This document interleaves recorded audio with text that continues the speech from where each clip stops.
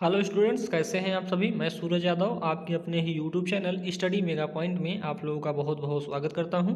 जैसा कि दोस्तों आप लोगों को दिख रहा होगा कि आज हम आप लोगों को बताएंगे PLC micro controller and SCADA. इसका पहले हम पेपर को डिस्कस कर लेते हैं, उसके बाद आप लोगों का यह पेपर को कैसे हल करना है इसके बारे में मैं आप लोगों को पूरा डिटेल में इसको हल करवाऊँगा। ठीक है, तो आप लोग बने रहिए। और अगर अभी आप लोग चैनल पे नए हैं भाई, चैनल को सब्सक्राइब कर लीजिए और अगर वीडियो पसंद आए तो वीडियो को लाइक कर दीजिएगा, शेयर कर दीजिएगा। ठीक है, तो चलिए हम आप लोगों को बताते हैं कि आप लोगों का जो 2019 का जो 2020 का जो पेपर हुआ था आप लोगों का PLC micro controller and SCADA का, ये किस प्रकार से हुआ था, इसका पेपर सेट कैसा था भाई। आप लोगों को जैसा ही देखेंगे आप लोगों को सारी चीज़ें आप लोगों को समझ में आ गई होगी।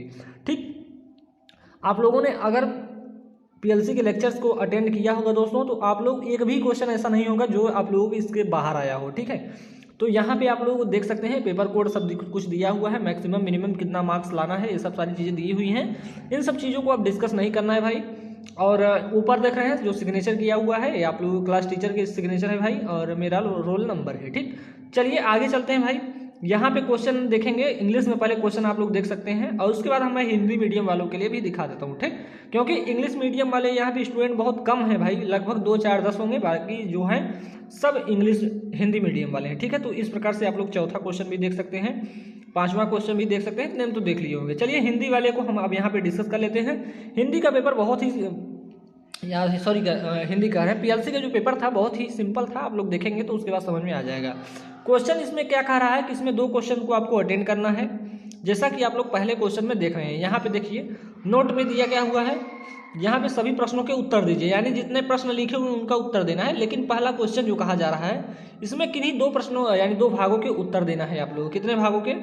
2 भागों के उत्तर देना है। पहला देख सकते हैं यहाँ पे उद्योगों के स्वचालित कारण में पीएलसी कैसे उपयोग होती है। पीएलसी एक सॉलिड स्टेट डिवाइस है, व्याख्या कीजिए। वेरी सिंपल क्वेश्चन है, यहाँ से आप लोग 5 नंबर कर पाएंगे। ठीक, पीएलसी के मुख्य बिल्डिंग ब्लॉक डायग्राम, जो ब्लॉक डायग्राम होता है कौन कौन से होते हैं, प्रत्येक ब्लॉक का कार्य बताइए। वेरी सिंपल क्वेश्चन ये भी है मेरे भाई।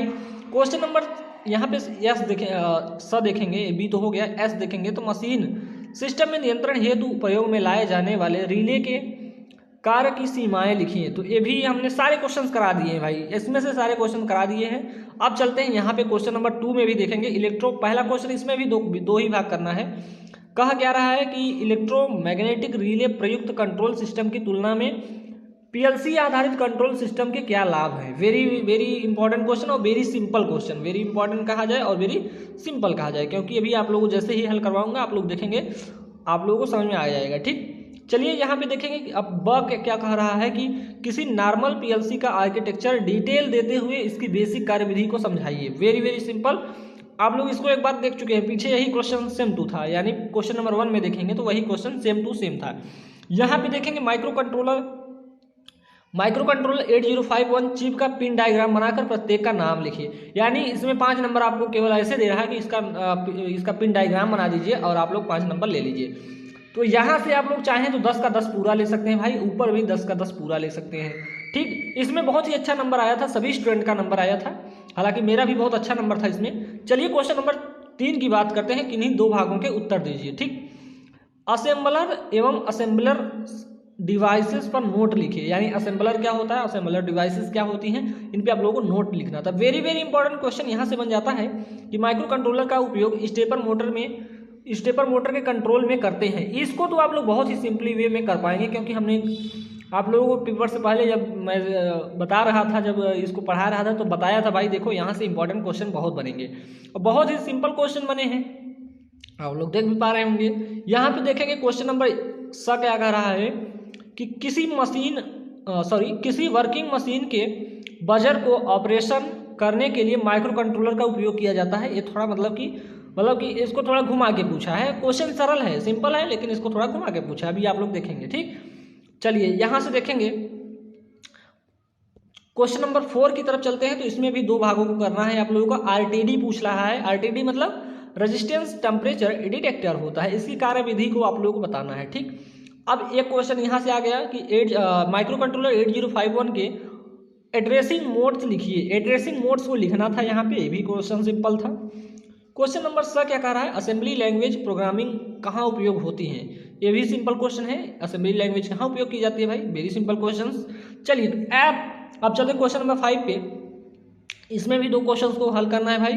किसी माइक्रो कंट्रोलर, यहाँ पे क्या कह रहा है कि किसी माइक्रो कंट्रोलर बोर्ड की समान इनपुट तथा आउटपुट के परीक्षण की विधि का वर्णन कीजिए। क्वेश्चन नंबर देख सकते हैं इसको। और SFRS स्पेशल फंक्शन रजिस्टर के बारे में आप लोगों को बताना है। उसके बाद एक क्वेश्चन और आ जाता है।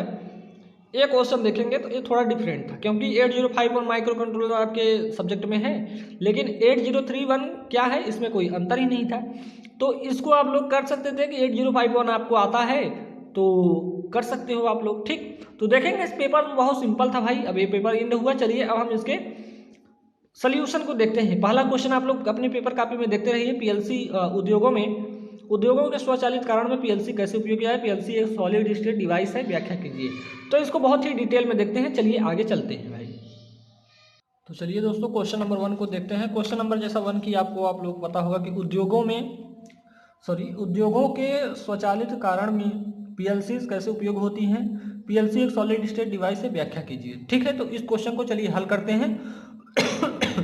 बहुत ही नॉर्मल टाइप से आपको लिखना है, बहुत ज़्यादा लिखने की जरूरत नहीं है भाई। आप लोग जो भी चीज़ें लिखेंगे बहुत ही फैक्चुअल लिखेंगे, तभी आप लोगों को नंबर मिलेगा। ठीक है, अच्छा लिखेंगे अच्छा नंबर मिलेगा, और चीज़ों को पकाएंगे तो ज़्यादा बहुत मतलब नंबर कम मिलेंगे, फिर आप लोग कहेंगे नहीं कि नंबर कम मिला। तो चलिए देखते हैं दोस्तों। आप लोगों को पहले लिखना है कि पीएलसी एक सॉलिड स्टेट डिवाइस है। तो जी हाँ, पीएलसी पहले आप लोग हेडिंग डालेंगे, उसके बाद क्या लिखेंगे, पीएलसी एक सॉलिड स्टेट डिवाइस है जो आउटपुट डिवाइस को नियंत्रित करता है। किसको कंट्रोल करता है, आउटपुट डिवाइस को कंट्रोल करता है। ठीक है, आप लोग जान लीजिए कि जो पीएलसी होती है वो आउटपुट डिवाइसेस को कंट्रोल करती है, इनपुट को नहीं। इनपुट के द्वारा हम क्या देते हैं, इनपुट सप्लाई देते हैं, जो भी चीज़ें हमें देना होता है उसको देते हैं। ठीक, चलिए, और इनपुट जो डिवाइस और यूजर्स को तथा डेवलप्ड सिस्टम के आधार पर आउटपुट डिवाइस को कंट्रोल करता है। तो इन सारी चीज़ों को क्या करता है, पीएलसी कंट्रोल करता है।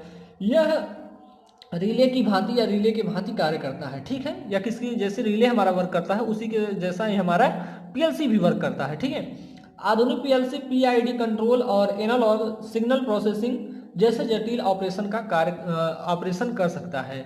यानी यहाँ पे हम बात की जाए पीएलसी के बारे में, थोड़ा आप लोगों को इंट्रोडक्शन देना था कि पीएलसी एक सॉलिड स्टेट डिवाइस होती ही है, उसमें करना क्या है हमें, तो इसको व्याख्या करना था थोड़ा सा। ठीक है, तो इसके बारे में थोड़ा यहाँ से ऐसे लिखना है आप लोगों को भाई।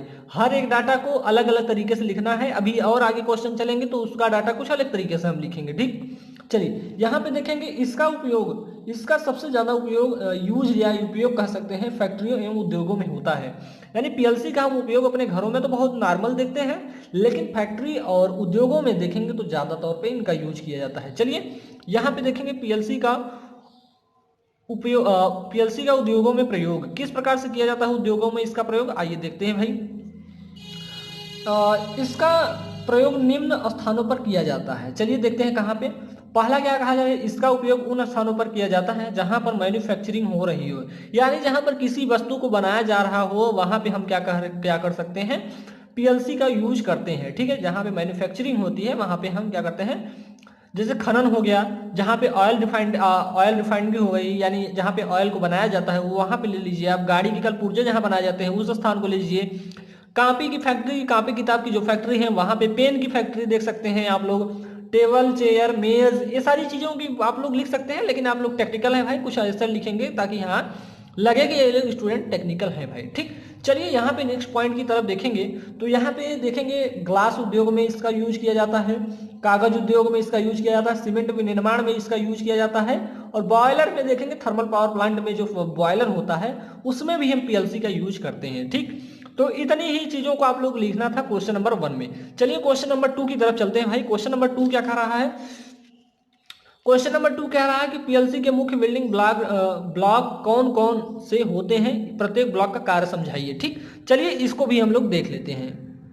तो दोस्तों क्वेश्चन नंबर 2 का जो आंसर है सॉरी जो क्वेश्चन नंबर 1 का जो ब वाला आंसर है उसको हम देख रहे हैं। ठीक है, तो पीएलसी आप लोग ध्यान रखेंगे, हेडिंग पहले पीएलसी आपकी होनी चाहिए, क्योंकि आप लोगों को जब तक आप लोग कुछ चीजें देंगे नहीं उसको तब तक आप लोगों को नंबर देने वाला है नहीं वो। ठीक है, तो पीएलसी का फुल फॉर्म आप लोग जान लीजिए भाई। मैं शुरू में भी बताने को सोच रहा था लेकिन मैं भूल गया। ठीक है, तो यहाँ पे देखेंगे जो पीएलसी का फुल फॉर्म होता है प्रोग्रामेबल लॉजिक कंट्रोलर, इसका जो फुल फॉर्म होता है कभी पूछ सकता है आप लोगों से, तो आप लोग इसको ध्यान रखेंगे। ठीक, चलिए यहाँ पे भी देख लेते हैं भाई। यहाँ पे क्या लिखा हुआ है कि पीएलसी एक ऐसा डिजिटल कंप्यूटर होता है जो इंडस्ट्री में किसी परिस्थिति में काम करने के उद्देश्य से बनाया गया होता है। ठीक है, ये मुख्यतः उन स्थानों पर प्रयोग होता है जहां मैन्युफैक्चरिंग हो रही हो अथवा किसी प्रकार का ऐसा काम हो रहा हो जहां रेगुलर फॉल्ट चेक अथवा हाई एक्यूरेसी की आवश्यकता होती है। तो इसका यूज आप लोग देख रहे हैं कहाँ पे की जा रही है, मैन्युफैक्चरिंग में की जा रही है। जहां पर रेगुलर फॉल्ट चेक होता हो वहां पे भी इसका यूज कर रहे हैं। हाई एक्यूरेसी यानी जो इसकी यथार्थता होती है शुद्ध होनी चाहिए, बहुत ही एक्यूरेट होना चाहिए हमारी जो पीएलसी होती है। ठीक है, तो इसका देखेंगे तो कुछ इस प्रकार से इनका यूजर्स जो है इनके आधार पर इनकी आवश्यकताओं को हम देखते हैं। ठीक है, मुख्य रूप से इसका जो प्रयोग होता है ऑटोमेशन के लिए किया जाता है। ऑटोमेशन आप लोग जानते ही हैं, बहुत अच्छे से जानते होंगे। चलिए अब चलते हैं block diagram of PLC. Very very important जो आप लोगों को पूछा गया है, वेरी वेरी इंपॉर्टेंट है भाई। तो आप लोगों को पहला क्वेश्चन में मैंने कहा था कि यह आउटपुट डिवाइसेस को कंट्रोल करता है। तो आउटपुट डिवाइसेस को आप लोग देख सकते हैं, मोटर लगी होती है, स्पीकर लगा होता है, लैंप लगा होता है, रिले लगा होता है, रिले कॉन्टैक्टर लगा होता है। इन सभी चीजों को क्या करता है, कंट्रोल करता है। ठीक है, पीएलसी। अब देखेंगे पहले हम क्या ध्यान रखेंगे, हमारे पहले पावर सप्लाई होगी। यहाँ पे हम आप लोग पहले पावर सप्लाई देंगे।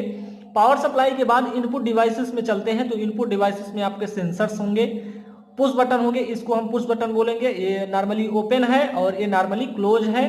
ये क्या है, इसको हम पुश बटन यानी नॉर्मली ओपन कहेंगे, सॉरी नॉर्मली क्लोज। ठीक, तो इस प्रकार से आप लोग ध्यान रखेंगे भाई। यहाँ पे इनपुट आप देखें, ये स्विच है भाई, इसको देखेंगे ये स्विच है, ये स्विच, ये स्विच, और ये क्या है, पुश बटन है, नॉर्मली ओपन है, नॉर्मली क्लोज है। इस प्रकार से आप लोग ध्यान रखेंगे भाई।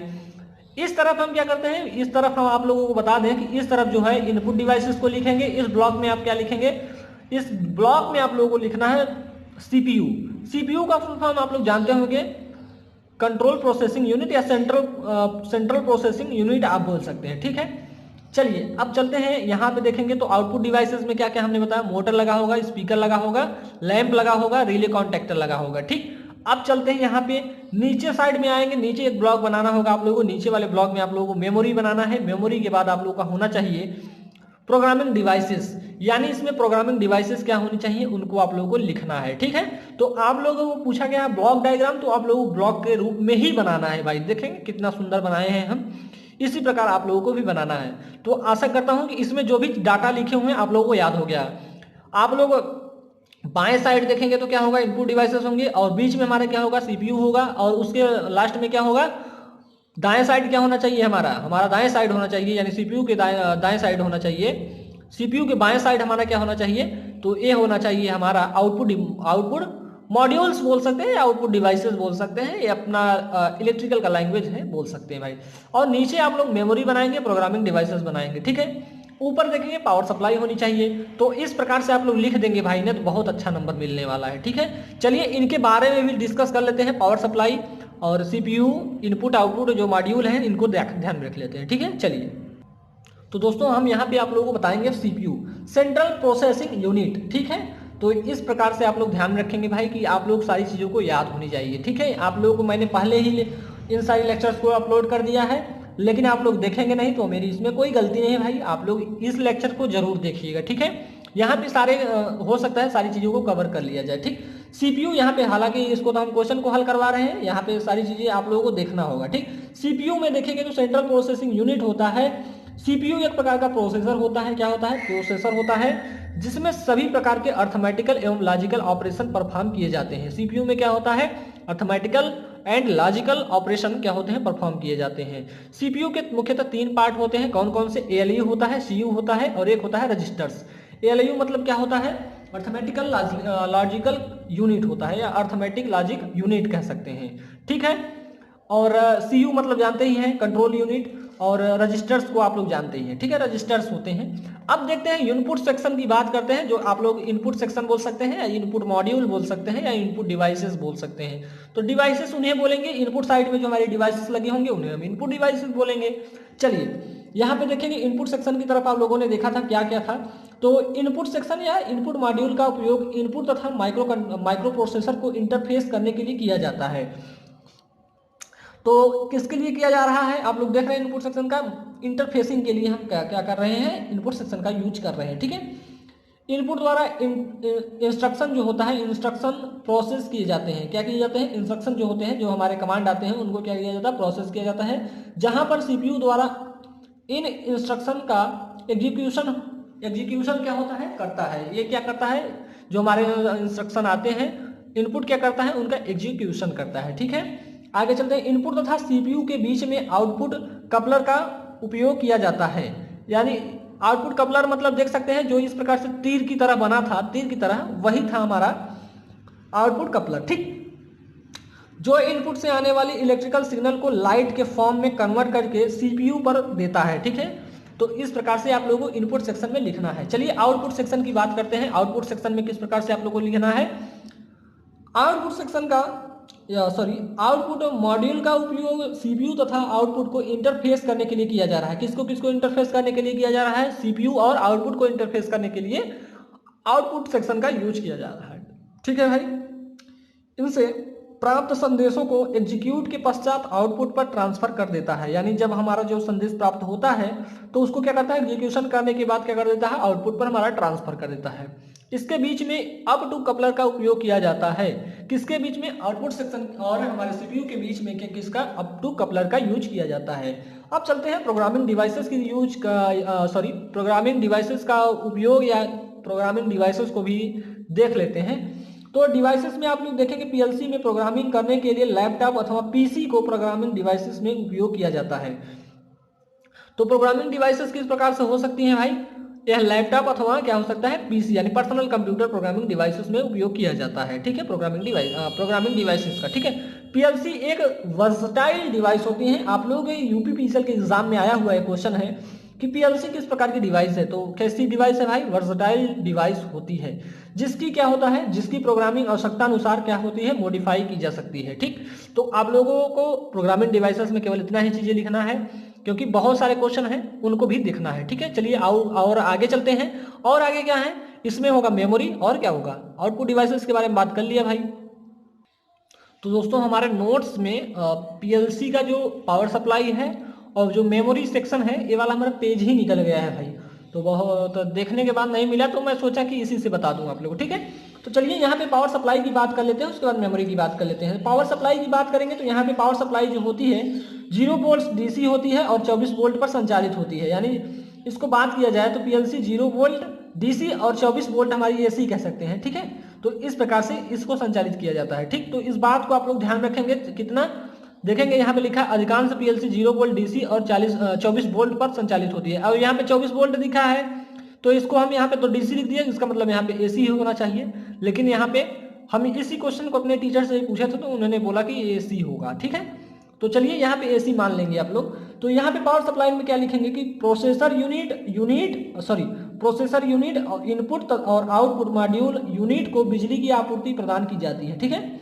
बिजली की आपूर्ति अभिन्न इकाई हो सकती है या वही हो जाती है या हो सकती है। अधिकांश पीएलसी 0 वोल्ट डीसी और 24 वोल्ट पर संचालित होती है। इस बात में इसमें इतना ध्यान रखना है आप लोगों को कि जो पीएलसी में पावर सप्लाई होती है 0 वोल्ट डीसी और 24 वोल्ट पर संचालित होती है, इतना आप लोगों को ध्यान रखना है, इससे ज्यादा कुछ नहीं। मेमोरी सेक्शन की बात की जाएगी तो यहाँ पे आप लोग ध्यान में रखेंगे मेमोरी सेक्शन सीपीयू यानी सेंट्रल प्रोसेसिंग यूनिट का वह क्षेत्र है जिसमें डाटा और सूचना संग्रहित और पुनर्प्राप्त की जाती हैं। यानी डाटा को एक बार हम क्या करते हैं, डाटा जो होता है हमारा उसमें स्टोर किया जा सकता है और सूचना को जो हमारे और कुछ सूचनाएं हैं, इंफॉर्मेशन है, उनको हम क्या कर सकते हैं, स्टोर कर सकते हैं। और उनको स्टोर कर सकते हैं तो उनको मतलब कि फिर से प्राप्त भी कर सकते हैं, ठीक है। जैसे एक बार हम स्टोर कर लिए क्या दोबारा नहीं स्टोर कर सकते, स्टोर कर सकते हैं भाई, मेमोरी है हमारी। अब बात की जाती है कितने बाइट्स की है, बीट्स की है, एमबी की है, उसको हमारी बात की बात होती है, ठीक है। डाटा मेमोरी का उपयोग गणित, गणना, बारकोड डेटा आदि में संख्यात्मक डेटा को संग्रहित करने के लिए किया जाता है। उपयोगकर्ता का एप्लीकेशन प्रोग्राम होता है। ठीक है, तो मेमोरी सेक्शन में आप लोगों को इतना लिखना था। ठीक, मेमोरी आप लोग ये भी लिख सकते हैं, मेमोरी दो प्रकार की होती है, एक क्या होती है, रैम होती है, रोम होती है, रैंडम एक्सेस मेमोरी और रीड ओनली मेमोरी। ठीक है, तो इस प्रकार से आप लोग मेमोरी सेक्शन में लिख सकते हैं। ठीक है, तो चलिए नेक्स्ट क्वेश्चन की तरफ चलते हैं। इसको हटाइए भाई, अब आप लोगों को अपने कॉपी से ही दिखाएंगे सब लोग। क्वेश्चन नंबर 2 में चलते हैं। तो क्वेश्चन नंबर 2 में आप लोगों को तो इतना ध्यान रख लिया होगा। अब यहाँ पे पीएलसी के बारे में यहाँ पे क्वेश्चन नंबर 1 में देखेंगे, नियंत्रण हेतु प्रयोग में लाए जाने वाले रिले के कार्य की सीमाएं लिखिए। तो रिले की सीमाएं लिखना है, इसको भी हम आप लोगों को बता ही देते हैं। ठीक है, चलिए रिले की सीमाएं को ध्यान रखते हैं। तो रिले की जो सीमाएं होती हैं निम्न होती हैं। यहाँ पे देखेंगे तो बहुत ही अच्छे वे में आप लोगों को दिखाई देगा और बहुत ही सिंपल वे में आप लोग इसको समझ पाएंगे। ठीक है स्टूडेंट्स, तो यहाँ पे क्या दिया हूँ, पहला देखेंगे, रिले उच्च वोल्टता सर्ज से आसानी से प्रभावित होता है। या क्या होता है, उच्च वोल्टता सर्ज से, यानी ज है भाई, इसको ध्यान रखेंगे, सर्ज से आसानी से प्रभावित होता है। इस प्रकार वोल्टेज स्पाइक्स जो होता है, क्या होता है, वोल्टेज स्पाइक्स के माध्यम से नुकसान से बचने के लिए सावधानी बरतनी जानी चाहिए। यानी इसको, इस बात को ध्यान रखेंगे। ठीक है, और नेक्स्ट पॉइंट की तरफ चलते हैं। रिले का काम विद्युत घटकों यानी इलेक्ट्रिक कंपोनेंट पर निर्भर करता है। यानी इसकी ये सीमाएं हैं कि यह इलेक्ट्रिक कंपोनेंट पर निर्भर करता है, यानी डिपेंड करता है। रिले में ओवरलोडिंग क्षमता कम होती है, यानी इसकी जो ओवरलोडिंग क्षमता होती है बहुत कम होती है। इस बात को ध्यान रखेंगे। इलेक्ट्रोमैग्नेटिक रिले की तुलना में स्टैटिक रिले क्या होते हैं, अधिक महंगा होता है। ठीक है, इस बात को भी आप लोग ध्यान रखेंगे। रिले का निर्माण आसपास के हस्तक्षेप से आसानी से प्रभावित होता है। इस बात को भी आप लोग ध्यान रखेंगे। एक पॉइंट और है आप लोगों का, एक पॉइंट क्या कहता है कि रिले के कॉइल्स को सक्रिय करने के लिए काफी उच्च वोल्टता धारा की आवश्यकता होती है। यानी इसकी कुछ यह सीमाएं थी। ठीक है भाई, तो इसको आप लोग ध्यान रखेंगे।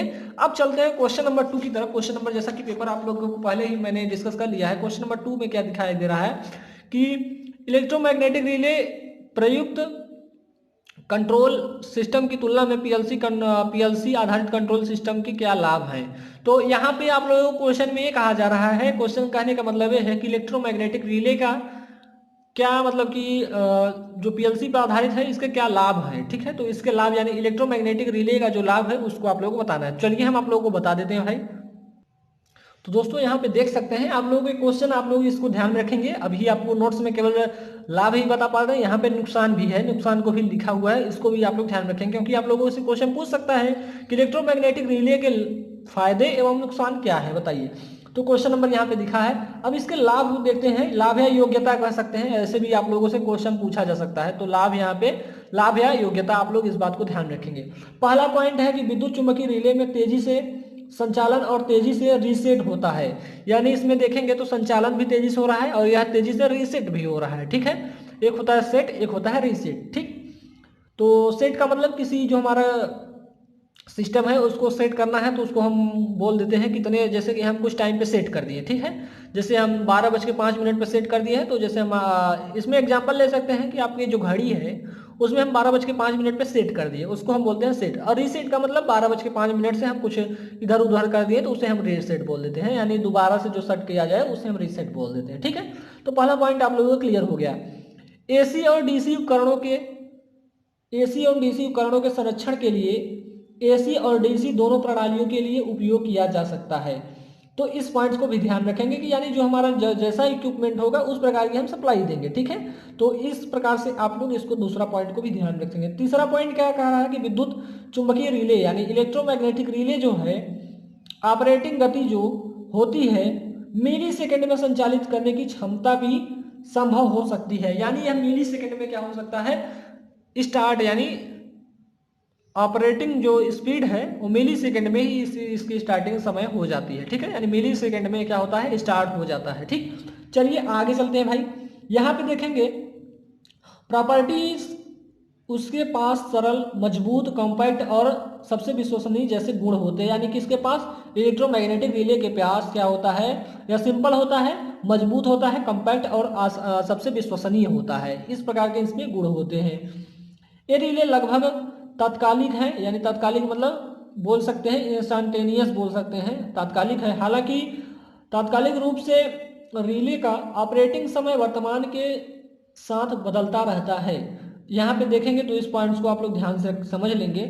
डिस्पार्ट, कॉपर रिंग आदि की धीमी गति से परिचालन समय और रीसेट जैसी अतिरिक्त व्यवस्थाओं के साथ संभव हो सकता है। तो इसकी गुण या लाभ कह सकते हैं इस प्रकार से हैं भाई। अब नुकसान की बात की जाएगी तो नुकसान में आप लोग थोड़ा ध्यान रखेंगे, नहीं तो आप लोगों को समझ में नहीं आएगा। एस उच्च बोझ स्तर के साधन ट्रांसफार्मर की आवश्यकता होती है। यानी एस उच्च मतलब बोझ की मतलब क्या रहा है कि हाई वोल्टेज की बात की जा रही है, हाई वोल्टेज लेवल की बात की जा रही है। हाई वोल्टेज लेवल के साधन के आधार पर ट्रांसफार्मर की आवश्यकता होती है। स्थिर रिले की तुलना में विद्युत चुम्बकीय रिले संचालन के लिए उच्च भार के सीटी और पीटी की आवश्यकता होती है। यहाँ पे ध्यान रखेंगे आप लोग भी, अगर यहाँ पे देखेंगे रिले की तुलना में बात की जाएगी तो रिले की तुलना में चुंबकीय रिले के संचालन के लिए हम यहाँ पे उच्च भार के लिए सीटी करंट ट्रांसफार्मर और पोटेंशियल ट्रांसफार्मर की आवश्यकता होती है। ठीक है, यहाँ पे देखेंगे एजेंटिक दिशात्मक विशेषता विद्युत चुंबकीय रिले में अनुपस्थित होती है, यानी इसमें जो डायरेक्शनल विशेषताएं होती हैं अनुपस्थित होती हैं। ठीक है, अब देखेंगे AYS स्थित, इसको हम क्या बोल सकते हैं, आइस बोल सकते हैं। स्थिर रिले के विपरीत औद्योगिक रखरखाव अथवा परीक्षण की आवश्यकता होती है। ठीक है, यहाँ पे एक पॉइंट और लिखा हुआ है कि यानी ये जो घटकों और धूल की बढ़ती उम्र प्रदूषण के कारण रिले ऑपरेटिंग प्रभावित हो सकता है। ठीक है, यानी इन सभी कंपो जैसे कि हमारा क्या हो गया कि रिले पुराना होता चला गया और उसमें जो प्रदूषण की लेवल है वो भी बढ़ता गया और सफाई टाइम से नहीं की गई, तो उस क्या हो सकता है, उसके मतलब कि प्रचालन में क्या हो सकता है, कमी आ सकती है। कमी का मतलब ये है कि उतनी एक्यूरेट नहीं, वो जो रीडिंग कर रहा, सॉरी, जो उसमें जो उसकी वर्किंग है वो सही प्रकार से नहीं हो पाएगी। फिर इस बात को ध्यान रखेंगे, जिसके परिणाम स्वरूप दौरे पड़ सकते हैं। दौरे मतलब ये कि खराब हो सकते हैं भाई। यहाँ पे देखेंगे तो कुछ लैंग्वेज इस प्रकार से लिखी जाती है, इसलिए मैं अपने सिंपल लैंग्वेज में क्या करता हूँ कि अपने लैंग्वेज में आप लोगों को नोट्स प्रोवाइड कराता हूँ। ठीक है, यहाँ पे देखेंगे नेक्स्ट पॉइंट क्या है कि विद्युत चुम्बकीय रिले के ऑपरेशन की गति घटक की यांत्रिक जड़ता द्वारा सीमित है। यानी जड़ता मतलब यहाँ पे समझ सकते हैं, सीमित का मतलब ये यांत्रिक क्षमता जो है इसकी सीमित होती है। ठीक है, यांत्रिक क्षमता जो होती है उसकी सीमित होती है। इस बात को आप लोग इस प्रकार से समझ पाए होंगे, आशा करता हूं। तो इस क्वेश्चन को आप लोग ध्यान रख लिए होंगे। अब क्वेश्चन नंबर 2 में एक क्वेश्चन, दो क्वेश्चन और है। क्या है भाई कि किसी नॉर्मल पीएलसी का क्या है आर्किटेक्चरल डिटेल देते हुए इसकी बेसिक कार्यविधि को समझाइए। आर्किटेक्चर को जैसा कि मैंने आप लोगों को समझा दिया है भाई, चलिए एक बार और दिखा देते हैं। आर्किटेक्चर कुछ इस प्रकार से होता है, इसका अभी आप लोगों को बता देंगे। नॉर्मल पीएलसी आर्किटेक्चरल डिटेल्स देते हुए उसकी बेसिक कार्यविधि का समझाइए। ठीक है, इसकी कार्यविधि को समझाना है, हम आप लोगों को बता देते हैं। ठीक, चलिए तो दोस्तों इसका आर्किटेक्चर कुछ इस प्रकार से बनता है, आप लोगों को ध्यान रखेंगे और इसके बारे में मैं आप लोगों को बता दे रहा हूँ। ठीक है, तो यहाँ पे आर्किटेक्चर में देखेंगे तो यहाँ पे हम देखते हैं, यहाँ पे हमारा बीच में क्या होगा, सीपीयू होगा। आप लोग ऐसे बना लेंगे और एक साइड आप लोग इस साइड, मतलब कि इस साइड, इसको हम बाएं बोल दे रहे हैं। ठीक है, इसको हम बाएं साइड बोल देते हैं, इसको दाएं साइड बोल देते हैं। तो इसको हम बाएं साइड जो हमारा होगा MMI होगा, मेमोरी होगा, एनालॉग, ये क्या है भाई, एनालॉग इनपुट आउटपुट क्या होगा, मॉड्यूल्स होंगे, फंक्शंस मॉड्यूल्स होंगे, यहाँ पे कम्युनिकेशन प्रोसेसर भी होगा। ठीक है, तो इस प्रकार से आप लोग इसके इनपुट साइड देख सकते हैं, इनपुट साइड बोल सकते हैं हम। ठीक है, और यहाँ पे हम क्या लगाएंगे, प्रोग्रामर यूनिट लगाएंगे। ठीक है, आउटपुट साइड में क्या लिखेंगे, रिमोट इनपुट आउटपुट मॉड्यूल्स लिख लेंगे और डिजिटल इनपुट आउटपुट मॉड्यूल्स लिख लेंगे, ब्लैक प्लेन लिख लेंगे, सॉरी बैक प्लेन लिख लेंगे, यानी प्लान जिसे बोलते हैं। ठीक है, और पावर सप्लाई होगी, प्रिंटर होगा, ये सारी ये ब्लॉक डायग्राम इस प्रकार से आप लोग बन जाएगा। और MMI के यहाँ पे देखेंगे तो एंड यूजर होगा। अब चलिए हम इसके अब इससे वर्किंग को समझा देते हैं, इसकी वर्किंग कैसे होती है। ठीक है, तो ये तो आप लोग कॉपी पेन पे ही बताना पड़ेगा। ठीक है, चलिए लिख के समझाएंगे। ठीक, चलिए तो दोस्तों वर्किंग आप लोग यहाँ पे देख सकते हैं। तो वर्किंग हमारे नोट्स में तो नहीं दिख रही भाई, हमें समझ नहीं आ रहा है अभी। हालांकि लिखा था भाई, कुछ पन्ने यार निकल गए हैं। ठीक है, तो मैंने यार सही से रखा नहीं है उसको, एक बार रख दिया था, हमारी एक नोट्स गायब हो गई भाई। अब क्या बताएं, घर पे रख दिए थे, अपने अलमारी में रखे थे। अब अलमारी से भाई क्या होता है, साफ करते करते झटक देते हैं। ठीक है, तो इस प्रकार से होता है हमारे घर में, इस बात को ध्यान में रखेंगे। और एक मेरी नोट्स गायब हो गई है, आप लोगों की बताएंगे तो क्या कहते हैं इसका यार, गायब हो गया, आप लोग क्या कह सकते हैं इसको, IMREM का, ठीक है, IMREM बोलते हैं, मैनेजमेंट वाली यार जिसे बोलते हैं, तो IMREM ही है शायद वो, ठीक है। तो वो गायब हो गई है, तो उसमें हम आप लोगों को कुछ बताएंगे अभी। IMED था भाई, सॉरी सॉरी, IMED था, IMED की गायब हो गई है। उसमें आप लोगों का पेपर सेट भी था यार, पेपर सेट भी गायब हो गया। आप कैसे आप लोग बताऊंगा, हालांकि इसको चलिए देख लीजिए, इसकी वर्किंग को देख लेते हैं पहले। अभी हम PLC को तो कंप्लीट कर लें भाई, जो है उसको देख ध्यान रखते हैं, ठीक है। इनपुट सोर्स वास्तविक समय के analogue signal, analogue electrical signal को इनपुट डिजिटल इलेक्ट्रिक सिग्नल में परिवर्तित करते हैं। ये सिग्नल कॉन्टेक्टर रिले के माध्यम से PLC पर लागू होते हैं। जैसा हम बोल रहे हैं उसको सुनिए बस आप लोग, ठीक है। क्या कहा हमने कि इनपुट वास्तविक समय के, जो इनपुट होता है उसके वास्तविक समय के analogue signal, sorry electrical signal जो होता है, इलेक्ट्रिकल सिग्नल को प्रयुक्त डिजिटल इलेक्ट्रिकल सिग्नल में परिवर्तित करते हैं। यानी इनपुट सिग्नल को इनपुट सिग्नल को डिजिटल सिग्नल में क्या करते हैं, कन्वर्ट करते हैं। इस बात को ध्यान रखेंगे कि जब हम इनपुट सप्लाई देते हैं तो यह क्या करता है, एनालॉग सिग्नल को डिजिटल सिग्नल में क्या करता है, कन्वर्ट करता है। और ये जो सिग्नल होता है ये कॉन्टेक्टर रिले के माध्यम से PLC पर दिया जाता है। इस प्रकार से आप लोग लिख सकते हैं नहीं भाई, क्या कहा हमने कि जब इनपुट सप्लाई रिले पर दिया जाता है, सॉरी PLC पर दिया जाता है, तो ये क्या करता है, एनालॉग सिग्नल को, इलेक्ट्रिक नहीं बोलेंगे आप लोग, एनालॉग सिग्नल को डिजिटल सिग्नल में परिवर्तित करता है। और यह जब परिवर्तित करता है तो ये सिग्नल किसको देता है, रिले के माध्यम से PLC पर लागू होता है, ठीक है। एक पॉइंट तो हो गया, इसमें यही लिखना था। और क्या है दूसरा पॉइंट, आप लोग इस प्रकार से लिख सकते हैं, इन इनपुट सिग्नल्स यानी जो हमारे सिग्नल्स हैं, इनको संकेतों को बीट्स के रूप में ज्ञात करते हैं। बीट के रूप में ज्ञात स्थानों में PLC बाहरी छवि मेमोरी में संग्रहित करता है। चलिए इसको भी थोड़ा ध्यान से समझेंगे। तो इसमें क्या होता है, जो इसमें इनपुट संकेत होते हैं, बीट्स को हम जो दे रहे हैं, वो किसमें हमारी स्टोर होती है, मेमोरी में स्टोर होती है। PLC में जो हम मेमोरी लगाए हुए हैं उसमें क्या होता है, स्टोर होता है, ठीक है।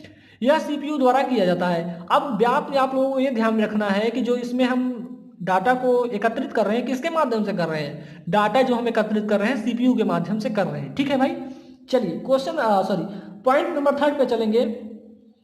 नियंत्रण तर्क या कार्यक्रम के निर्देश प्रोग्रामिंग डिवाइस पर प्रतीकों के माध्यम से या निमोनिक्स के माध्यम से और उपयोगकर्ता मेमोरी में संग्रहित होती है। यानी जो इसमें हम प्रोग्रामिंग डिवाइसेस होती हैं वो प्रतीक यानी सिंबल्स के माध्यम से क्या होता है, सिंबल्स एंड निमोनिक्स के माध्यम से क्या होता है कि हमारी मेमोरी में क्या होती है, स्टोर होती है। ये पॉइंट भी आप लोगों को समझ में आ गया होगा, ठीक है। इसको थोड़ा आप लोग कम समझेंगे, जो हम बोल रहे हैं उसको ध्यान में रख के एक बार लिख लेंगे भाई, ठीक। CPU इन निर्देशों के क्या करता है, जो हमारा CPU होता है इन निर्देशों को उपयोग करके उपयोगकर्ता की मेमोरी से प्राप्त करता है। यानी यूजर की जो मेमोरी होती है, जो CPU होती है, CPU क्या करता है, यूजर की मेमोरी से प्राप्त करता है, ठीक है। और क्या करता है, और इनपुट डिवाइस को नियंत्रित करने के लिए उन्हें जोड़ तोड़ यानी जोड़ना है, क्या कर सकते हैं, जोड़ सकता है। तो उन्हें जोड़ तोड़ कंप्यूटिंग प्रसंस्करण द्वारा इन संकेतों को निष्पादित करता है। यानी इनको क्या करता है, निष्पादित करता है, ठीक है। इस बात को भी आप लोग ध्यान रखेंगे।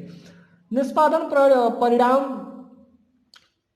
तब बाहरी छवि मेमोरी में संग्रहित होते हैं। यानी निष्पादन के परिणाम स्वरूप क्या होता है, जो हमारी एक्सटर्नल मेमोरी होती है उसमें क्या होती है, स्टोर होती है, ठीक है। जो आउटपुट ड्राइव को नियंत्रित करता है, यानी आउटपुट जो हमारा ड्राइव होता है उसको क्या करता है, कंट्रोल करता है, ठीक है।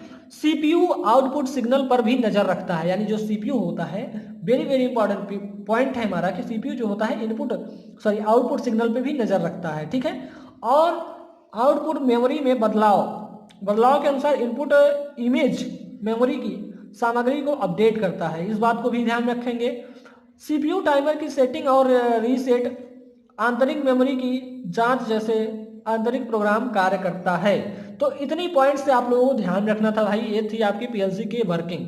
PLC की पहली वर्किंग में आप लोगों को ये लिखना है, एनालॉग सिग्नल जब सर्वप्रथम हमारे इनपुट सप्लाई से एनालॉग सिग्नल आता है तो यह किस में कन्वर्ट करता है, एनालॉग सिग्नल को डिजिटल सिग्नल में कन्वर्ट करता है। डिजिटल सिग्नल में कन्वर्ट करने के बाद क्या करता है, यह सिग्नल कॉन्टेक्टर रिले के माध्यम से PLC पर देता है, ठीक है। पहला पॉइंट सही हो गया हमारा। दूसरा पॉइंट क्या हो जाएगा कि जो हमारी इसमें मेमोरी बीट्स में जो मेमोरी में जो हमारा बीट्स होते हैं, मेमोरी में हम किस प्रकार के डाटा को स्टोर करते हैं, बीट या बाइट्स के रूप में हम डाटा को स्टोर करते हैं। तो PLC जो हमारी क्या होती है, इस मेमोरी में जो लगा होता है इसमें क्या होता है, स्टोर होता है और सीपीयू के द्वारा ये सब किया जाता है। ठीक है, अब क्या कहा जाएगा इसमें कि इसमें जो हमारी निर्देश होंगे वो किसके माध्यम से होते हैं, निर्देश होते हैं या जो कंट्रोलिंग जो हमारा क्या कहते हैं लॉजिक होता है, कंट्रोल लॉजिक जो होता है वो प्रोग्रामिंग डिवाइस अथवा सिंबल्स के माध्यम या न्यूमेरिक्स के माध्यम से इसको हम करते हैं। ये कहाँ पे होता है, ये हमारी उपयोगकर्ता की मेमोरी यानी यूजर की मेमोरी में स्टोर होता है। ठीक है, तो इन पॉइंट्स को आप लोग ध्यान रखेंगे, इस प्रकार से आप लोगों को लिखना है। ठीक,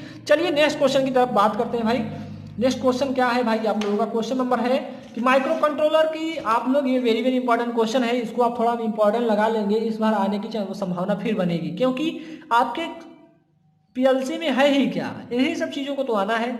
अभी पिन PL 805 को माइक्रो कंट्रोलर का पिन डायग्राम बनाकर प्रत्येक का नाम लिखिए, यानी इसमें नाम लिखना था, यही आप लोगों का था। लेकिन इस बार क्या पूछ सकता है कि 805 माइक्रो कंट्रोलर में कितने पिन यूज किया जाता है, कितने पोर्ट होते हैं, और सिंबल आप लोगों को डायग्राम नहीं पूछेगा, ये डायग्राम ना पूछ के उनके पिन के बारे में डिटेल में पूछ सकता है। ठीक है, तो अभी आप लोगों को डिटेल में भी बताऊंगा मैं, तो इस क्वेश्चन को ध्यान रखेंगे। चलिए इसको भी हम आप लोगों को डिटेल में बात कर लेते हैं। ठीक, चलिए तो दोस्तों ये रहा pin diagram of 8051 micro controller. ठीक है, तो 8051 माइक्रो कंट्रोलर इस प्रकार से आप लोगों को दिख रहा है, तो इसको थोड़ा ध्यान में रखेंगे। ठीक, तो दोस्तों आप लोग देख पा रहे होंगे इस समय आप लोगों का यही है भाई pin diagram of 8051 micro controller. ठीक है, तो इसको बहुत ही ध्यान से देखेंगे। इसमें कितनी पिन होती हैं, टोटल 40 पिन होती हैं, जैसा कि आप लोग देख पा रहे होंगे यहाँ पे। ठीक है, तो इसको हम क्या बोलते हैं, 8051 माइक्रो कंट्रोलर है, यहाँ पे आप लोग देख सकते हैं। ठीक है, तो अब हम बात करते हैं इसमें कितने पोर्ट होते हैं, तो पोर्ट 4 होते हैं, पोर्ट 0, पोर्ट 1, पोर्ट 2, पोर्ट 3, कितने पोर्ट होते हैं, 4 पोर्ट होते हैं। आप लोगों ने डिटेल में बात कर रहा हूँ, हालांकि आप लोगों को एग्जाम में क्या करना था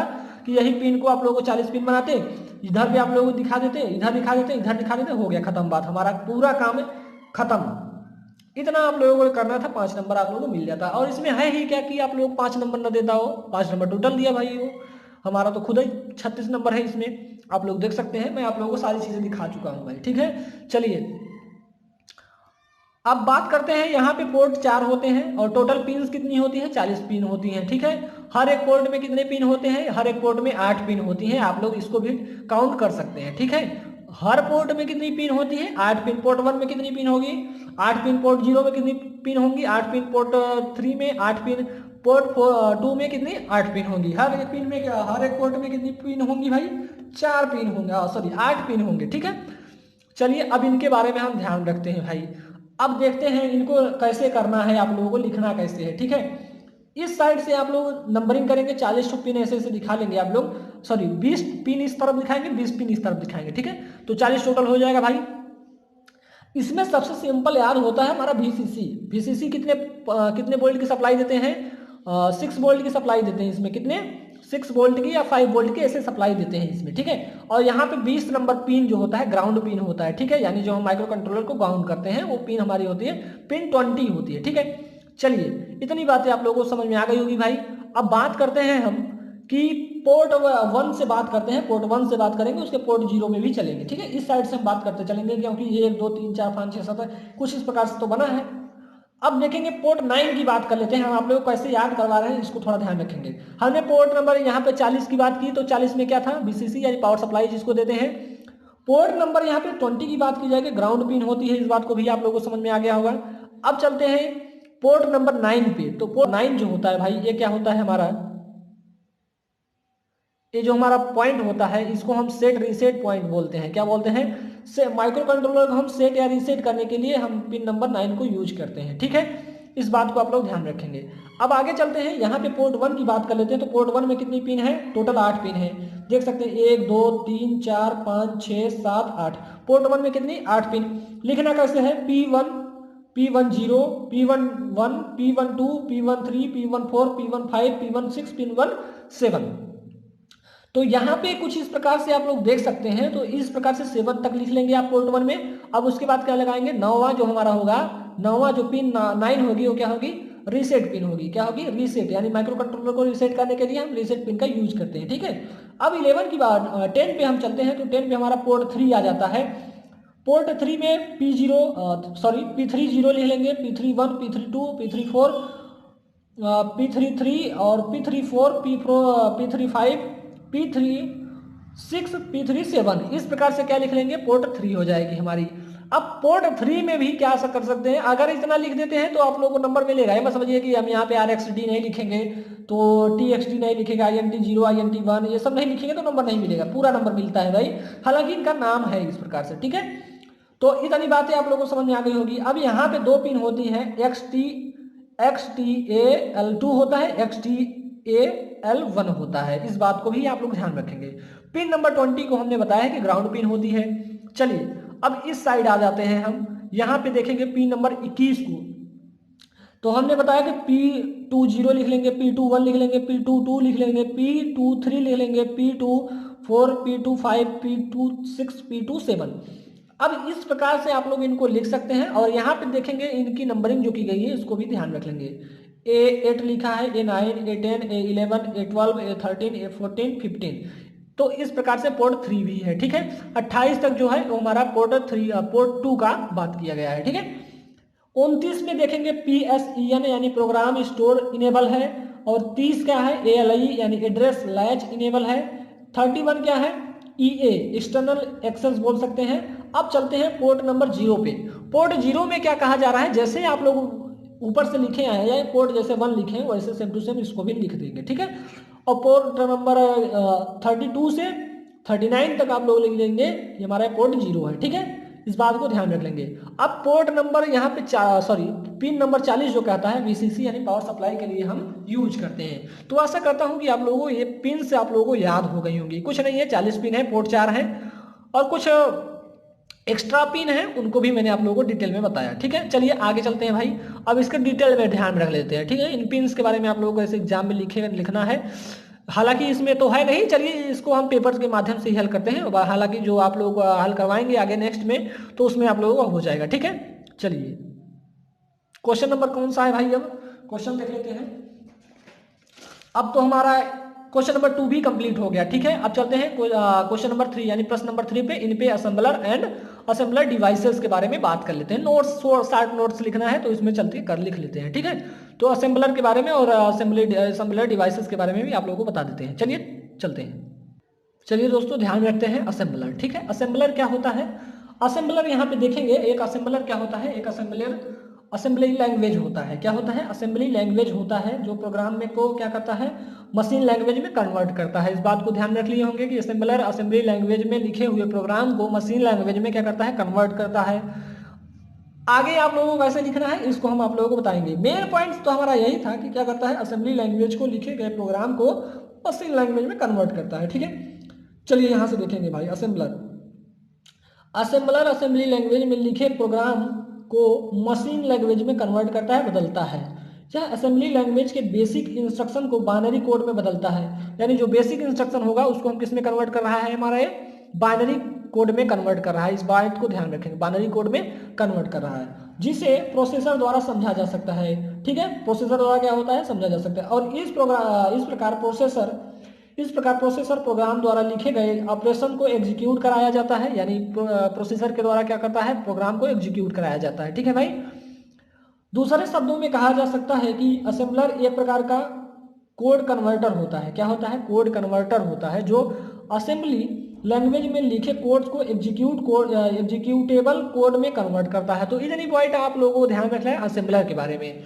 असेंबलर का शॉर्ट नोट से आप लोग इस प्रकार से कह सकते हैं कि असेंबलर असेंबली लैंग्वेज में लिखे गए प्रोग्राम को मशीन लैंग्वेज में कन्वर्ट करता है। यह लैंग्वेज के बेसिक इंस्ट्रक्शन कोड को बाइनरी कोड में बदल देता है, जिसे हम क्या करते हैं, जिसको हम प्रोसेसर द्वारा समझा जा सकता है, ठीक है। अब दूसरी पॉइंट क्या हो सकती है कि इसमें क्या होता है, असेंबलर एक प्रकार का कोड कन्वर्टर होता है जो असेंबली लैंग्वेज में लिखे गए कोड को एग्जीक्यूटेबल कोड में कन्वर्ट करता है। शॉर्ट नोट इस प्रकार से हो गया, खत्म बात। अब चलिए बात करते हैं भाई इसमें असेंबलर डायरेक्टिव्स की है। डायरेक्टिव है भाई इसमें, डायरेक्टिव के बारे में देखते हैं हमारे नोट्स में है कि नहीं है। तो चलिए दोस्तों देखते हैं असेंबलर डायरेक्टिव्स। तो डायरेक्टिव्स क्या होते हैं यहाँ पे देख लेंगे। असेंबलर डायरेक्टिव जैसे ही इंस्ट्रक्शन होते हैं, ऐसे इंस्ट्रक्शन होते हैं जिनके द्वारा असेंबली विभिन्न प्रकार के टास्क परफॉर्म करता है, ठीक है। क्या होता है, टास्क को क्या करता है, परफॉर्म करता है। डायरेक्टिव्स को डायरेक्ट ऑपरेशन कोड में नहीं बदला जा सकता। कुछ प्रमुख डायरेक्टिव्स निम्नलिखित हैं। तो भाई यहाँ पे देखेंगे डायरेक्टिव्स कुछ यहाँ पे लिखे हुए 5 डायरेक्टिव्स लिखे हैं। डीबी लिखा हुआ है, पहला डीबी है, इसको हम किस में जो हम यूज करेंगे, यूजेस जो होता है डिफाइन कांस्टेंट बाइट्स के रूप में इसको यूज करते हैं, ठीक है। DEF का यूज कैसे करेंगे, define symbolic name of A register के रूप में इसका यूज करेंगे, ठीक है। DEVICE इसका यूज कैसे करेंगे, इनको इस प्रकार से हम पढ़ते हैं भाई, ये नहीं कि हम इसको डिवाइस बोल सकते हैं, नहीं, डिवाइस नहीं बोलना है, इसको इस प्रकार से बोला जाता है भाई, उसी प्रकार से हम आप लोगों को बता रहे हैं, ठीक है। इसको कैसे हम यूज करेंगे, define which device is use, ठीक है, तो इस प्रकार से इसको यूज करेंगे, ठीक है। DSEG, ठीक है, DSEG को किसको कैसे हम यूज करते हैं, डिफाइन डाटा सेगमेंट के रूप में यूज करते हैं। ORG का यूज कैसे करेंगे, सेट प्रोग्राम ओरिजिन के रूप में इसका यूज करते हैं। तो ये कुछ आपके डायरेक्टिव्स थे, कितने डायरेक्टिव्स थे, 5 डायरेक्टिव्स थे। DB था, DEF था, DEVICE था, DSEG था, ORG था, ठीक है। तो 5 डायरेक्टिव्स से इनको भी हमने बताया, ठीक है। चलिए नेक्स्ट क्वेश्चन नंबर 3 का नेक्स्ट पॉइंट को देखते हैं क्या है। क्वेश्चन नंबर 3 का नेक्स्ट पॉइंट कह रहा है कि माइक्रो कंट्रोलर का उपयोग जो है स्टेपर मोटर के कंट्रोल में करें, तो इसको भी देख लेते हैं भाई, ये भी तो हमारे नोट्स से ही फंसा था, चलिए दिखा देते हैं। तो दोस्तों जैसे हम आप लोगों को बताया था सेम टू सेम उसी प्रकार से आप लोगों को बता देते हैं, इसके जैसे कंट्रोलिंग जो है इसको भी हम आप लोगों को बताते हैं, ठीक है। चलिए पहले हम इसके बारे में थोड़ा जान लेते हैं, जैसे हम आप लोगों को बताया था सेम टू सेम अगर उसी तरीके से लिखेंगे तो जैसे इस बार स्टूडेंट ने अच्छा नंबर पाए थे उस आप भी वैसे ही अच्छा नंबर पाएंगे, ठीक है। पहले हेडिंग डाल लेंगे स्टेपर मोटर। स्टेपर मोटर एक ऐसी डिवाइस होती है, हमने आप लोगों को मशीन में सारी चीजें बता दी है, ठीक है। यहाँ पे भी वैसे ही बता दे रहा हूँ कि स्टेपर एक ऐसी डिवाइस होती है जो इलेक्ट्रिकल एनर्जी को मैकेनिकल एनर्जी में कन्वर्ट करती है। ये पॉइंट तो आप लोगों को क्लियर हो गया होगा। स्टेपर मोटर में परमानेंट मैग्नेट का उपयोग किया जाता है। कैसा मैग्नेट का यूज करते हैं, परमानेंट मैग्नेट का यूज करते हैं। इसमें रोटर तथा स्टेटर 2 पार्ट होते हैं, किसी भी मोटर का होगा या जनरेटर का होगा 2 पार्ट होंगे, एक होता है स्टेटर, एक होता है रोटर। रोटर स्टेटर के अंदर स्थित होता है। स्टेपर मोटर का रोटेशन लिमिट होता है, यानी इसका जो रोटेशन होता है लिमिटेड होता है, ठीक है, तथा यह एक फिक्स पैटर्न को दोहराती है, ठीक है, एक हमारे फिक्स पैटर्न को ही दोहराती है। स्टेपर मोटर का एक फिक्स्ड स्टेप एंगल होता है जिस पर रोटर घूमता है, यानी इसके लिए हम एक फिक्स्ड स्टेप एंगल बनाते हैं जो हमारी उसी एंगल पे हमारी ये जो स्टेपर मोटर होती है घूमती रहती है। स्टेपर मोटर के मुख्यतः 4 फेज होते हैं जिन्हें क्रमशः A1, A2, A3, A4 कहा जाता है। कितने फेज होते हैं, 4 फेज होते हैं, A1, A2, A3, A4, ठीक। इन्हें 1 बाय 1 करके स्टेपर मोटर को रन कराया जाता है। ये तो बात यहाँ से हमने बात कर ली कि ये जो हमारे स्टेपर मोटर के मुख्यतः 4 फेज होते हैं, ये अपने माइक्रो कंट्रोलर के लिए हम बोल रहे हैं कि जिन्हें क्रमशः A1, A2, A3, A4 कहा जाता है, इन्हें 1 बाय 1 करके हम क्या करते हैं, स्टेपर मोटर को रन कराया जाता है, ठीक है, या रन कराते हैं। चलिए इंटरफेसिंग, अभी स्टेपर मोटर यानी इसके इंटरफेसिंग के माध्यम से हम क्या करते हैं, इसको कंट्रोलिंग प्रोवाइड कराते हैं। इसकी अभी हम आप लोगों को सिंपल सिंपल कहना है, इसका डायग्राम देख लेंगे तो डायग्राम आप लोगों को एग्जाम में कुछ इस प्रकार से बनाना था। यहाँ पे हम स्टेपर मोटर कुछ इस प्रकार से बना देंगे, ठीक है, कि बता देंगे कि ये स्टेपर मोटर है हमारा, ठीक। और 8051 माइक्रो कंट्रोलर से करवा देंगे, इसकी इंटरफेसिंग करवा देंगे, और यही हमारा था आप लोगों को 5 नंबर का क्वेश्चन। अगर आप लोग यही पढ़ के गए होते तो काहे आप लोगों को ये दिन देखना पड़ता, आप लोग अच्छा नंबर पा जाते। लेकिन हालांकि तो नए स्टूडेंट है हमारे, इनको तो ये दिन देखना ही नहीं पड़ेगा, ठीक है। चलिए यहाँ पे ध्यान में रखते हैं इंटरफेसिंग ऑफ स्टेपर मोटर। तो कंट्रोलिंग की बात की जा रही भाई, कंट्रोलिंग मतलब इंटरफेसिंग ही होता है, ठीक है, इसको भी आप लोग ध्यान रखेंगे। तो यही आप लोगों से पूछा गया था, ठीक। स्टेपर मोटर को 8051 माइक्रो कंट्रोलर के साथ इंटरफेस करने के लिए डायलिंगटन पेयर का उपयोग किया जाता है। वेरी इंपॉर्टेंट है कि इसको इंटरफेस करने के लिए हम डायलिंगटन पेयर का उपयोग करते हैं, ठीक है। इसमें कंट्रोलर के लिए किन्हीं 4 पेयर का उपयोग यानी A1, A2, A3 जो बोला हमने वही होता है, ठीक, का प्रयोग स्टेपर मोटर के चारों phase A1, A2, A3, A4 को नियंत्रित करने के लिए किया जाता है। डायलिंगटन पेयर को करंट सिंकिंग मोड में उपयोग किया जाता है, यानी डायलिंगटन जो पेयर होता है करंट सिंकिंग मोड में हम उपयोग करते हैं। स्टेपर मोटर के चारों फेज में जिस फेज पर लॉजिक लो होता है वहां फेज एक्टिवेट हो जाता है, यानी जहां पे हमारी लॉजिक क्या होगी, जिस फेज पे हमारी लॉजिक लो होगी उस पे जो हमारा फेज क्या हो जाएगा, एक्टिवेट हो जाएगा। तो यहाँ पे देखेंगे तो इस प्रकार से आप लोग देखेंगे, यहाँ पे हमारा 5 वोल्ट की सप्लाई होता है, ये हमारा स्विच होता है, ये हमारा कैपेसिटर होता है। यहाँ पे देखेंगे तो यहाँ पे इसका जो हमारा वायर होता है इसका कुछ रेजिस्टेंस होता है और इसको हम अर्थ कर देते हैं। आगे यहाँ पे देखेंगे हमारा सेट रीसेट की बात कीजिए, सेट रीसेट पिन जो होती है यहाँ पे हम यूज कर लेते हैं, ठीक है। यानी यहाँ से हम माइक्रो कंट्रोलर को सेट या रीसेट करने के लिए इस प्रकार के पिन का यूज कर लेते हैं, ठीक है। अब बात करते हैं TXAL और TXL2 की, ठीक है। तो यहाँ पे इसमें भी हम दो कैपेसिटर का यूज करते हैं, एक होता है C1 एक होता है C2। यहाँ पे हमारा एक बन जाता है, इसको हम बोल देते हैं, क्या बोलते हैं, रिले बोल सकते हैं, ठीक है। तो हमारा इस टाइप का रिले होता है, ठीक। अब इसको भी हम क्या कर देते हैं, ग्राउंड कर देते हैं यानी अर्थ कर देते हैं। तो जो हमारा ये अर्थ वायर होगा इसका भी कुछ रेजिस्टेंस होता है, तो इस प्रकार से आप लोग बोल सकते हैं। अब बात की जाती है यहाँ पे, हम यहाँ पे देखेंगे ये जो होता है ये 5 वोल्ट की सप्लाई होती है, VCC भी यहाँ पे हमारा कनेक्ट है, ठीक है। अब बात करते हैं इसमें हम एक पोर्ट है, पोर्ट 1 की बात करते हैं, सॉरी पोर्ट 2 है हमारा, सॉरी भाई पोर्ट 0 पोर्ट 1 है, पोर्ट 1 है। तो पोर्ट 1 की हमने तीन पिन ले लिया है, 0 1 2 3, 3 पिन को हमने लिया है और इसको हम IC जो हमारे यहाँ पे कंट्रोलर है इसके माध्यम से हम क्या करवा दिए हैं, इंटरफेसिंग करवाते हैं। तो जब यहाँ पे इंटरफेसिंग करवाते हैं, अगर मोटर में देखेंगे जो हमारा फेज होता है, यानी कितने फेज इसमें यूज किए जाते हैं, 4 फेज देखेंगे आप लोग, A1 A2 A3 A4 को। अगर हमने कहा कि यहाँ पे अगर 0 हमने दिखाया, अगर लॉजिक 1 यहाँ पे हमारा 0 आता है, इस जो हमारे A1 A2 A3 है इन पे हम क्या करते हैं, अगर लॉजिक 1 जो अगर आ गया हमारा, लॉजिक 1 देते हैं तो ये हमारा क्या होता है, हाई लॉजिक पे वर्क नहीं करेगा, यानी हमारा फेज क्या होगा, एक्टिवेट नहीं होगा। अगर लॉजिक 0 देते हैं तो यहाँ पे हमारा जो स्टेपर मोटर होती है ये क्या करता है, इसके जो फेज होते हैं एक्टिवेट हो जाते हैं। और यहाँ पे बात की जाएगी तो ये हमारा क्या है, डायलिंगटन पेयर होता है, ठीक है। ये हमारा डायलिंगटन पेयर होते हैं, इसको हम डायलिंगटन पेयर बोलते हैं, ठीक। तो इस प्रकार से इसकी इंटरफेसिंग की जाती है। क्या कहा हमने इसमें आप लोगों को एक बात ध्यान रखना है कि जिस फेज पर लॉजिक लो होता है वह फेज एक्टिवेट हो जाता है, यानी जिस फेज को हमें लो कर देंगे वो हमारा फेज क्या हो जाएगा, एक्टिवेट हो जाएगा। और क्या हो जाएगा, एक्टिवेट होगा तो हमारी स्टेपर मोटर क्या होगी, इसकी कंट्रोलिंग की जा सकती है, ठीक है। तो इस बात को आप लोग ध्यान रखेंगे भाई, और यही क्वेश्चन आप लोगों को एग्जाम में आया था। चलिए वो आप ध्यान रखेंगे, यहाँ पे क्वेश्चन आया हुआ है कि किसी वर्किंग मशीन के बजर को ऑपरेशन करने के लिए माइक्रो कंट्रोलर का अनुप्रयोग लिखिए। तो माइक्रो कंट्रोलर का अनुप्रयोग लिख लेंगे आप लोग कि नहीं, हमने आप लोगों को बताया है, ठीक है। चलिए नेक्स्ट क्वेश्चन की तरफ चलते हैं। तो दोस्तों यहाँ पे क्वेश्चन नंबर 4 की तरफ चलते हैं। तो क्वेश्चन नंबर 4 का क्या कह रहा है कि इसमें भी 2 क्वेश्चन आप लोग को करने हैं, RTD की कार्यविधि यानी का वर्किंग प्रिंसिपल बताना है। उसके बाद क्वेश्चन नंबर 2 कह रहा है कि माइक्रो कंट्रोलर 8051 के एड्रेसिंग मोड्स लिखिए, असेंबली लैंग्वेज प्रोग्रामिंग कहाँ प्रयोग होती है इसको लिखना है। यानी इनको हम डिस्कस कर लेते हैं 1 बाय 1 करके, ठीक है। RTD को पहले डिस्कस करते हैं। तो दोस्तों RTD का जो है इसका आंसर नहीं मिल रहा है, मैं आप लोगों को माइक्रो कंट्रोलर 8051 के एड्रेसिंग मोड्स को बता देता हूँ, ठीक है। चलिए तो दोस्तों अब जानते हैं 8051 माइक्रो कंट्रोलर के एड्रेसिंग मोड्स। तो यहाँ पे देखेंगे, पहले आप लोग लिख लेंगे हेडिंग, क्या लिखेंगे, 8051 माइक्रो कंट्रोलर के एड्रेसिंग मोड्स। हेडिंग लिख लेंगे इस प्रकार से। अब आगे आप लोगों को लिखना कैसे है इसको हम बता देते हैं कि 8051 में या 8051 माइक्रो कंट्रोलर में 1 बाइट 2 बाइट निर्देश और बहुत कम 3 बाइट निर्देश मौजूद है, ठीक है।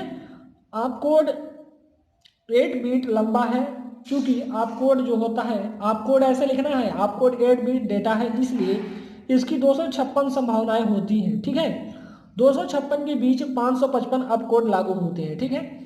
अब ध्यान रखना है 256 है तो अब कोड कितने यूज होंगे, 255 यूज होंगे। अब ध्यान रखना है कि क्लॉक की आवृत्ति जो होती है, यहाँ पे देखेंगे 12 मेगाहर्ट्ज है, जो क्लॉक की फ्रिक्वेंसी होती है 12 हर्ट्ज होती है, इसलिए 64 निर्देश प्रकार केवल 1 मेगा में निष्पादित किए जाते हैं और बाकी केवल 2 मेगा जो होते हैं, 2M या 2 मेगा बोल सकते हैं, 2 मेगा केवल 2M है। गुणन और डिवीजन के संचालन को निष्पादित करने के लिए 4U लगाते हैं, ठीक है। अब यहाँ पे देखेंगे, यहाँ पे इसके एड्रेसिंग 8051 माइक्रो कंट्रोलर के 6 प्रकार के एड्रेसिंग मोड होते हैं। तो इस प्रकार से यहाँ पे देख सकते हैं भाई, लेकिन आप लोगों को एग्जाम में 6 लिखना नहीं था, केवल कहा है कि एड्रेसिंग मोड्स को लिखिए। तो एड्रेसिंग मोड्स जो है उनको हम लिख लेते हैं, कोई एक लिख लेंगे उसमें काम हो जाएगा हमारा, ठीक है। एड्रेसिंग मोड 6 होते हैं, इसको आप लोग लिख लेंगे भाई।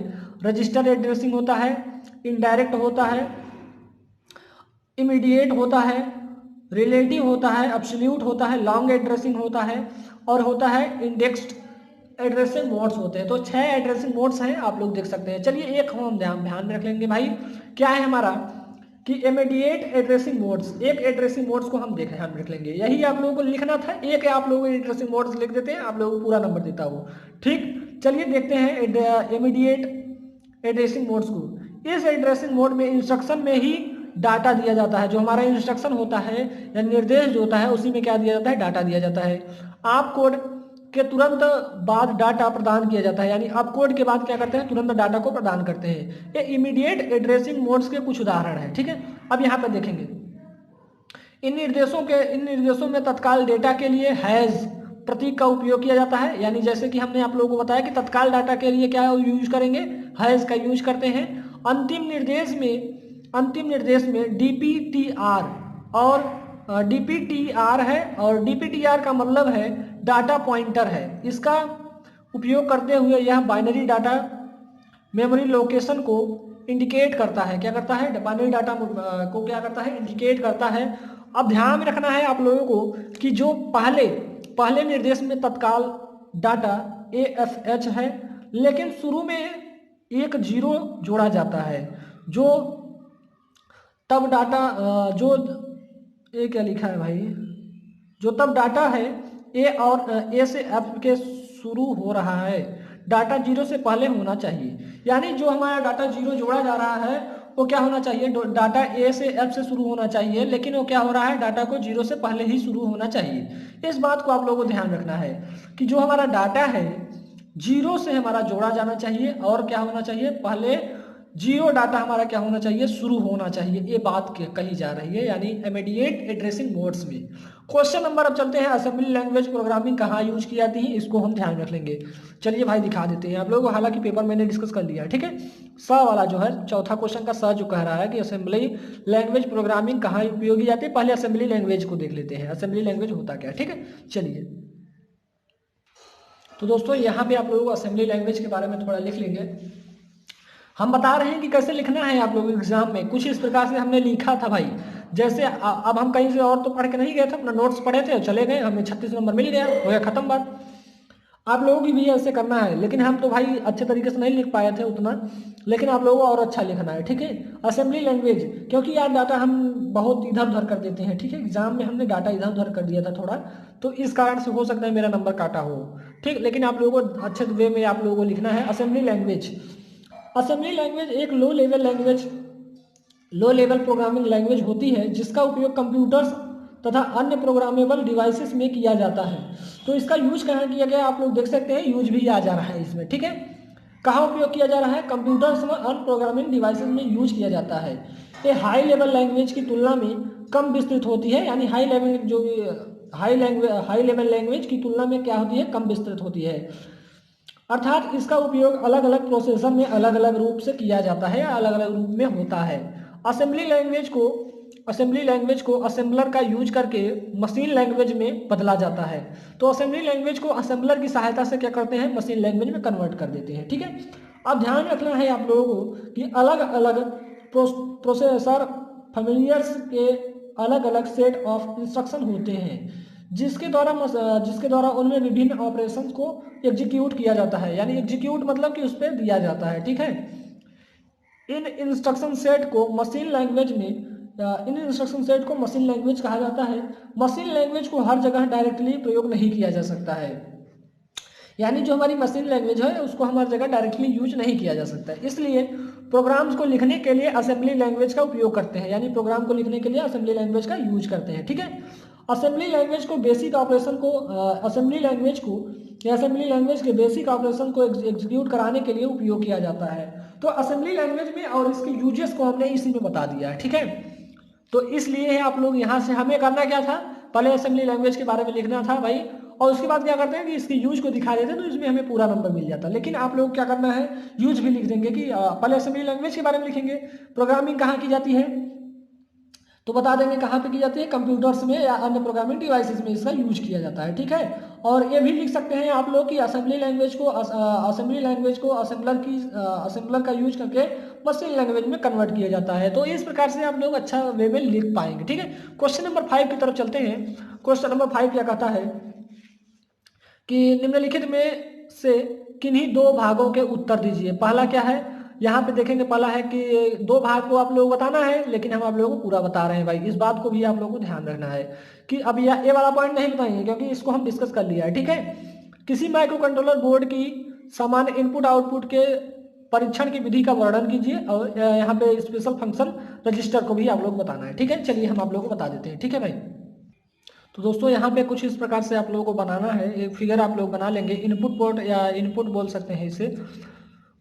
तो 8051 में आप लोगों को इस प्रकार से दिखाई देता है, ठीक है। इनपुट पिन्स की बात की जा रही है तो इसमें इस प्रकार से आप लोग बनाएंगे तो आप लोगों को नंबर अच्छा मिल जाएगा, ठीक है।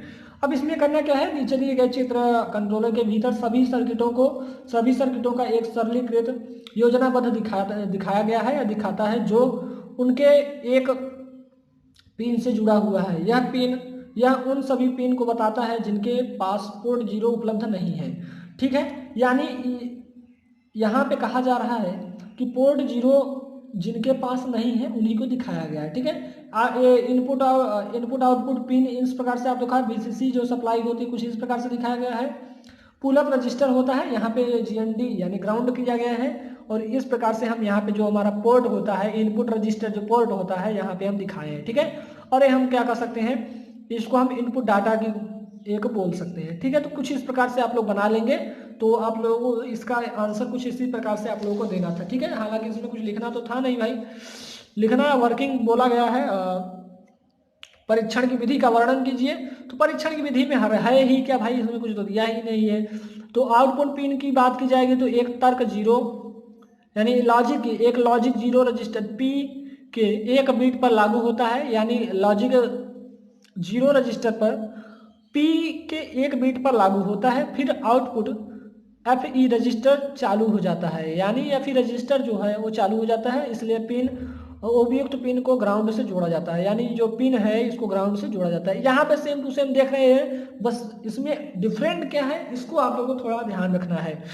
इसमें जो जहाँ पे हम यहाँ पे आउटपुट 0 वोल्ट बोल रहे हैं, या वहाँ पे क्या था, इनपुट आउटपुट पिन था, ठीक है। बाकी VCC था, यहाँ पे पुल अप रजिस्टर है ही, और यहाँ पे इनपुट डाटा है, यहाँ पे भी इनपुट डाटा है। इनपुट आउटपुट क्या है, सॉरी इनपुट रजिस्टर पोर्ट है, ये भी है सेम टू सेम।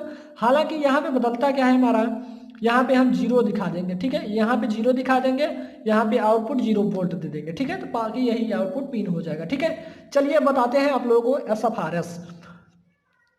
SFR क्या होता है, स्पेशल फंक्शन रजिस्टर क्या होते हैं, यह लास्ट क्वेश्चन होगा आपके इस पेपर का, तो इसको भी हम डिस्कस कर लेते हैं भाई। तो क्वेश्चन है आपका यही था भाई, स्पेशल फंक्शन रजिस्टर्स, ठीक है। तो इसको किस प्रकार से आपके एग्जाम में लिखना था भाई, बहुत ही सिंपल लैंग्वेज में लिखा हूँ भाई।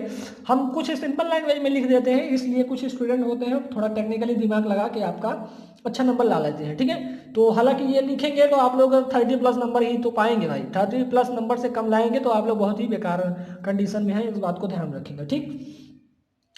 देखेंगे यहाँ पे क्या है कि स्पेशल फंक्शन रजिस्टर में क्या है कि एक रजिस्टर एक CPU में छोटी सी जगह होती है, यानी जो CPU होता है छोटी सी जगह होती है, जो विभिन्न ऑपरेशन जैसे कि जोड़ अथवा गुणा करने के लिए उपयोग किया जाने वाले डेटा की छोटी मात्रा को स्टोर करती है या स्टोर कर सकती है, ठीक है।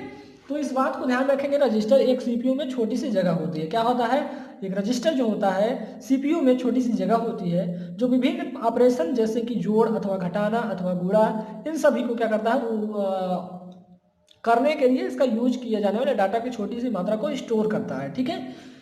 रिजल्टिंग डेटा को मुख्य मेमोरी पर लोड कर सकती है, यानी जो रिजल्टिंग डेटा है उसको मेन मेमोरी पर क्या करता है, लोड कर सकती है, ठीक है। रजिस्टर में या रजिस्टरों में मेमोरी लोकेशन का एड्रेस होता है, यानी इसका क्या होता है, एड्रेस होता है जहां डेटा स्टोर किया जाना है, ठीक है, जहां पे डाटा इसको स्टोर किया जाना है। आधुनिक कंट्रोलर के लिए रजिस्टर का आकार बहुत महत्वपूर्ण होता है, यानी जो आधुनिक कंट्रोलर है उनका आकार बहुत महत्वपूर्ण होता है। उदाहरण के लिए आप लोग देख सकते हैं, यहाँ पे उदाहरण आप लोगों को दिया गया है कि क्या है, यहाँ पे क्या है भाई, उदाहरण क्या है कि 64 बिट रजिस्टर के लिए एक CPU को 32 बिट संख्याओं को जोड़ता है और 64 बिट रिजल्ट देता है, यानी 64 बिट रजिस्टर के लिए हम क्या करते हैं, एक CPU में 32 बिट की संख्याओं को जोड़ता है और 64 बिट का हमें रिजल्ट देता है, ठीक है। यानी 32 बिट को जोड़ेगा तो 64 बिट का हमें रिजल्ट देता है। टाइप्स ऑफ रजिस्टर की बात कर लेते हैं, तो यहाँ पे आप लोगों को ध्यान रखना है, यहाँ पे ज़्यादा चीज़ें नहीं लिखना है आप लोगों को, मैं बता दे रहा हूँ। टाइप्स ऑफ रजिस्टर में आप लोगों को बताना है कि अगर पूछ लेता है तो, हालांकि इतना आप लोगों का सफिशिएंट हो गया कि टाइप साफ रजिस्टर्स। तो माइक्रो 805 और माइक्रो कंट्रोलर में मुख्य रूप से दो प्रकार के रजिस्टर होते हैं, बाइट एड्रेसेबल रजिस्टर होते हैं और एक बीट एड्रेसेबल रजिस्टर होते हैं। यानी आप कह सकते हैं कि जनरल पर्पज रजिस्टर जो होते हैं बाइट एड्रेसेबल मेमोरी रजिस्टर होते हैं, और स्पेशल फंक्शन रजिस्टर जो होते हैं बीट, ठीक, बीट एड्रेसेबल रजिस्टर होते हैं। ठीक है, तो इस प्रकार से आप लोग ध्यान रखेंगे। चलिए इनके बारे में भी थोड़ा जानकारी रख लेते हैं भाई, नहीं आप लोग एग्जाम में आ जाएगा तो आप लोग क्या लिखेंगे। ठीक, चलिए 805 और माइक्रो कंट्रोलर में 256 बाइट्स रैम मेमोरी होती है, जिसे दो विधियों से विभाजित किया जाता है। जैसे कि जनरल पर्पज के लिए 128 बाइट्स, जैसे स्पेशल 128 बाइट्स, और स्पेशल फंक्शन रजिस्टर यानी SFR मेमोरी के लिए 128 बाइट्स। ठीक है, अब ध्यान रखना है आप लोगों को जो मैं बताना चाहता हूँ कि जनरल पर्पज के लिए उपयोग की जाने वाली मेमोरी को रैम मेमोरी कहा जाता है। यानी आप लोगों से क्वेश्चन भी पूछा जा सकता है कि जनरल पर्पज के लिए उपयोग की जाने वाली जो मेमोरी होती है किसमें, माइक्रो कंट्रोलर के रजिस्टर में, वो कौन सी होती है, रैम होती है, रैम कहा जाता है। और SFR के लिए उपयोग की जाने वाली मेमोरी में सभी पेरिफेरल रिलेटेड रजिस्टर जैसे एक्यूमुलेटर, बी रजिस्टर, टाइमर या काउंटर और इंटरप्ट लिमिटेड रजिस्टर होते हैं। तो इतनी बातें आप लोगों को इसमें लिखना था भाई, इतनी बातें नहीं है तो एक्स्ट्रा पॉइंट है कि टाइप्स ऑफ रजिस्टर में आप लोगों को इतनी बातें आप लोगों को ध्यान में रखनी है। ठीक है, तो चलिए यहाँ से आप लोगों के सारे क्वेश्चन से एंड होते हैं।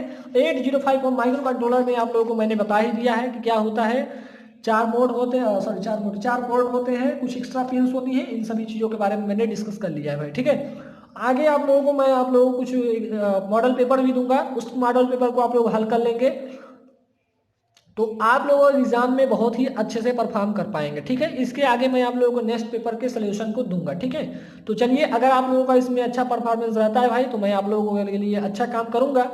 आप लोगों का 2.5 घंटे का पेपर जो है वो 1 घंटे में क्या हो गया, समाप्त हो गया। ठीक है, तो मतलब बताने में भाई इतना टाइम लग गया ना, ये तो आधे घंटे में मैंने लिखा मतलब कि नोट्स से ही बता दिया, इसलिए इतना कम टाइम लगा, लेकिन ये 2 घंटे लग ही जाते। ठीक है, तो चलिए अगर आप लोगों का इसमें अच्छा परफॉर्मेंस रहा, अगर अच्छा देखते हैं तो आप लोगों को नेक्स्ट लाया जाएगा, अगर नहीं तो आप लोग समझिएगा।